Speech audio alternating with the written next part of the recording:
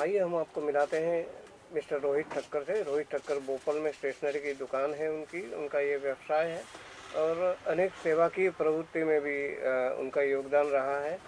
और आज उनसे बातचीत हम करेंगे कि लॉकडाउन के बाद इस स्टेशनरी उद्योग की क्या हालत है या व्यापारी की क्या हालत है, कौन सी तकलीफ़ें पड़ रही है और क्या चाहते हैं वो। और अभी स्कूल कॉलेज वगैरह बंद है, तो ये सब माहौल का उनके बिजनेस पे क्या असर पड़ा है और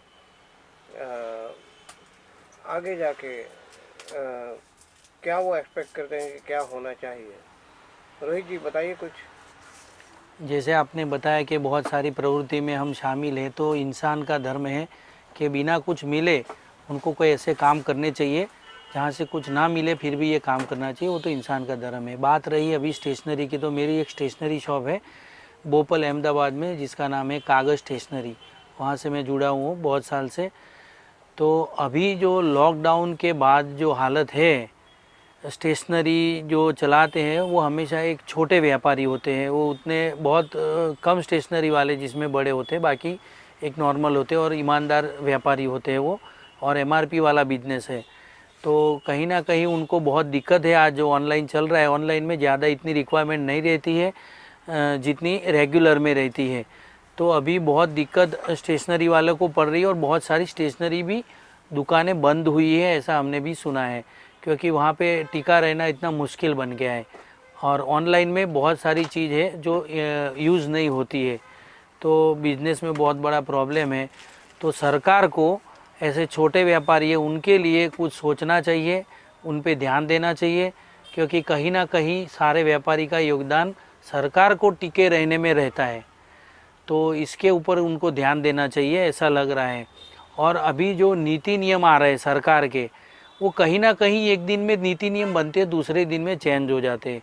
और नीति नियम जो बन रहे हैं ओनली छोटे लोगों के लिए बन रहा है, ऐसा लग रहा है, क्योंकि बहुत पार्टियां वाले और बहुत जो बड़ी हस्तियां हैं वो कहीं ना कहीं नीति नियम तोड़ रहे हैं, पर उनके ऊपर कोई रूल्स लागू नहीं होते हैं। और जब हम दो लोग दुकान में होते फिर भी कोई मास्क चेकिंग वाला आएगा और 1000 का पर्ची तोड़ के चला जाता है।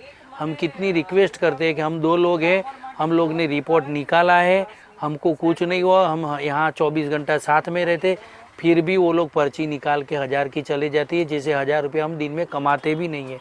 ऐसा माहौल खड़ा हो तो सरकार को बोलते हैं नीति नियम बनाए, सबके लिए बनाए, और वहाँ पे कोई ऐसे बनाए कि जहाँ पे भ्रष्टाचार ना हो। और नीति नियम के नीचे भ्रष्टाचार बहुत हो रहा है।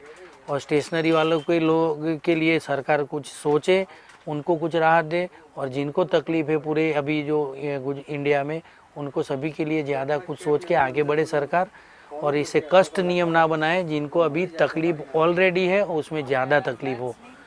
तो धन्यवाद। आपका जो बिजनेस है स्टेशनरी का, ये मतलब ये स्कूल कॉलेज वगैरह बंद होने के बाद उसमें क्या फ़र्क आया आज? स्कूल कॉलेज जब चालू नहीं होते तो स्कूल और कॉलेज में जो सामान यूज़ होता है प्रॉपरली, वो और क्राफ्ट है, जो गेमें हैं कि कोई भी चीज़ है, वो यूज़ होना अभी बंद हो गया है। नॉर्मली बच्चे ऑनलाइन पढ़ते हैं, उसमें भी सबकी यही कंप्लेन है कि वो बैठते ही नहीं है, गेम रमते हैं। और यहाँ पे कुछ ना कुछ जैसा मेरा भी आप ले लो, तो ऑनलाइन में उसको पहले चश्मा नहीं था, तो अभी वो उसको चश्मा आ गया। तो ये दिक्कत बहुत सारी है और हमारे को बिजनेस पे भी असर हुआ है। प्रॉपर माल जो बिकना चाहिए वो स्टेशनरी का नहीं बिक रहा है, इसलिए हम भी कुछ अलग अलग बिजनेस करके हमारा सिस्टम चला रहे हैं कि हम टिक जाए यहाँ पे। ये आपका जो बिजनेस है स्टेशनरी का, अभी जैसे आपको फ़र्क पड़ा है तो स्टेशनरी मैन्युफैक्चरर को भी फ़र्क पड़ा होगा। बहुत फ़र्क पड़ा है। मैन्युफैक्चर भी हमने कहीं सुना है कि कहीं ना कहीं किन्होंने बिजनेस चेंज कर दिया है, वो भी बहुत तकलीफ़ में है सब लोग। जो आपने स्टॉक करके रखा है, जो ये लॉकडाउन के दौरान अब तक आपका बिका नहीं है आपके पास, मतलब समझे कुछ माल गले पे भी पड़ गया है, ऐसा भी होगा, तो ये पेमेंट लेने देने में भी कोई तकलीफ आ रही है? पेमेंट तो सामने वाला तो मांग ही लेता है, हमको कहीं से भी लाके देना पड़ता है उनको, और वो सामान जो बिकता नहीं है। दूसरी दिक्कत ये है ये वाली गवर्नमेंट में कि वो हर साल बुक है ना चेंज करता रहता है। मिनिमम 3 या 4 साल बुक को रुकना चाहिए।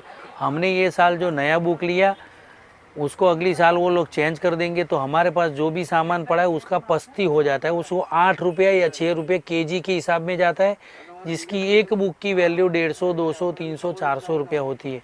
तो ये वाली जो दिक्कत है वो सबसे बड़ी सारे स्टेशनरी वालों के लिए है।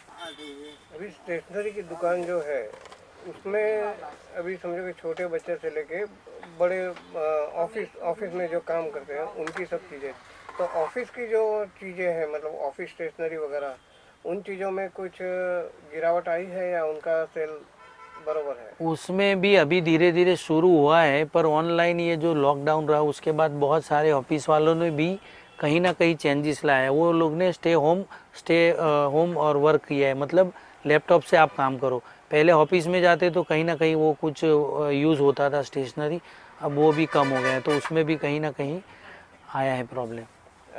आने वाले साल जो कुछ दिन ही बाकी है 2021, तो 2021 में आप क्या सोचते हैं, स्कूलें चालू होगी, कॉलेजें चालू होगी और या होना चाहिए, या तो आप धंधे में कुछ बदलाव लाएंगे, क्या करेंगे आप? 2021 तो अब वो ऊपर वाले भगवान को ही मालूम है क्या होने वाला है। ऐसा लग रहा है कहीं ना कहीं चेंजेस लाने की कोशिश गवर्नमेंट कर रही है, स्कूलें चालू करने की बात हो रही है, पर कहीं पे इतने केसेज आ जाते हैं कोरोना के कि वहाँ पे डर लगता है सबको। और ऐसे रूल्स ऐसे लाए स्कूल चालू करने के लिए कि भैया आपको बच्चा पढ़ाना है तो आपको एक साइन करनी पड़ेगी एक फॉर्म पे कि अपने रिस्क से आप उनको भेज रहे हैं। तो फिर उनकी जिम्मेदारी क्या है, उनको क्या ध्यान रखना है, उसके लिए भी गवर्नमेंट को ऐसे रूल्स लाने चाहिए, इतने फॉर्म भरवाना चाहिए, सिग्नेचर लेने चाहिए, और वो भी सारे पेरेंट्स को मालूम होना चाहिए कि उनके भी क्या रूल्स है स्कूल वाले के। तो वो सारे रूल्स सबके लिए होने चाहिए। यहाँ पे तो क्या हो रहा है, बच्चे को अपने रिस्क से भेजना है ऐसा गवर्नमेंट बोल रही है। तो मतलब कुछ भी हुआ, गलती उनकी हुई तो रिस्क अपने, मतलब हम कुछ बोल ही नहीं पाएंगे, ऐसा लॉक कर दिया अपने मुंह के ऊपर, पेरेंट्स के मुंह के ऊपर। एक बात तो ये भी है कि समझो जैसे स्टेशनरी को नुकसान हुआ है, स्टेशनरी के व्यापारी को नुकसान हुआ है, उसके मैन्युफैक्चरर्स को नुकसान हुआ, इस तरह स्कूल बंद होने से स्कूल के शिक्षक हैं, उनके प्रिंसिपल है या उनके ट्रस्टी है या ये स्कूल चलाने वाले जो हैं उनको भी कुछ हद पे नुकसान हुआ है। तो नहीं लगता कि उनके लिए भी कुछ होना चाहिए? उनको भी नुकसान हुआ है इसलिए कि कहीं ना कहीं वो समझदारी नहीं कर पाए। पेरेंट्स इतने साल समझदारी से अपनी पे फीस कर रहे थे ना, तो 2 महीना जिनका काम रुक गया वो पे नहीं कर पाए हैं, तो उनको समझदारी, जैसे एक स्कूल बंद हुई है तो उसकी लाइटें बंद रहती हैं, उसका सारा वर्क वहाँ पे बंद रहता है, सफाई का काम ज़्यादा नहीं होता है, जो मेंटेनेंस लगता था वो मेंटेनेंस कहीं ना कहीं वो स्टॉप था।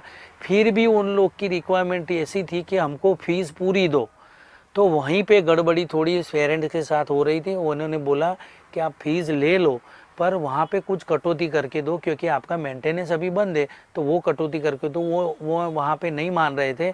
फिर गवर्नमेंट वहाँ पे बीच में आई और 25% का एक रेशिया बना के दिया है, पर फिर भी कहीं ऐसे पेरेंट्स हैं जिनके बिजनेस रुके हुए हैं, वो पैसा नहीं दे रहा है, तो उनको कहीं ना कहीं स्कूल को सहकार करना चाहिए, क्योंकि वो देने वाले हैं पर थोड़ा समय ऐसा आ गया है, तो दोनों को मिलके यहाँ पे सुझाव लाना चाहिए। इसमें कोई गवर्नमेंट की भी ज़रूरत नहीं थी, तो स्कूल वालों को भी कहीं ना कहीं ध्यान देना चाहिए प्यार से, क्योंकि सालों से वो लोग ले रहे हैं फीस। तो और एक चीज़ ये है कि जो खास करके जो प्री स्कूल है जिसमें छोटे बच्चे जाते हैं, वो बहुत सी स्कूलें बंद हो गई मैंने देखा, क्योंकि लगभग जो भी प्री स्कूल है वो किराए के मकान पे चलती है और छोटे बच्चों को ये कोरोना महामारी में भेजना पेरेंट्स भी नहीं चाहते कि भी छोटे बच्चे कोई बीमारी की चपेट में आ जाए। तो ये प्री स्कूल दोबारा चालू हो या उसमें उसके लिए कोई सजेशन है आपका? प्री स्कूल सर इतनी सारी बन गई है, जितने किराने के स्टोर है मार्केट में उतने प्री स्कूल है गया है, ऐसा पोजीशन बन गया था कहीं ना कहीं कंपटीशन में। और प्री स्कूल मतलब बच्चे को 2-3 घंटा खेलने के लिए भेजना है, या तो कुछ मतलब घर पे भी हाँ, अभी जो नई मम्मियाँ हैं उनको शांति चाहिए, तो वहीं ना कहीं ये प्री स्कूल चल रही थी। तो प्री स्कूल जो है तो वो अभी क्यों क्लोज़ हो गई, क्योंकि वो बच्चा ऑनलाइन नहीं पढ़ पाएगा, उनके लिए पेरेंट्स को बैठना पड़ेगा, और पेरेंट्स अभी दोनों कहीं जॉब करते हैं या तो बिजनेस करते हैं दोनों, तो वो नहीं बैठ पाते। इसलिए बोले कि अभी 1-2 साल नहीं पढ़ेगा तो क्या होगा, तो वहाँ पे वो फीस नहीं जा रही थी, और बिना फीस के वो लोग किराया नहीं दे पाएंगे, टीचर को इनकम नहीं दे पाएंगे, तो बहुत सारी प्री स्कूल अभी बंद हो गई है। हमारे सामने भी हमने देखा है ये बात। रोहित जी, जानकारी देने के लिए बहुत बहुत शुक्रिया। और हमारी ये शुभकामना है कि 2021 में सरकार भी कुछ अच्छा करे, आप लोगों का भी दिन अच्छा हो, आपका धंधा भी बढ़े, मैन्युफैक्चर से लेके व्यापारी से लेके स्कूल संचालक तक और पेरेंट्स और बच्चों तक सबके जीवन में दोबारा खुशहाली आए और अच्छा हो।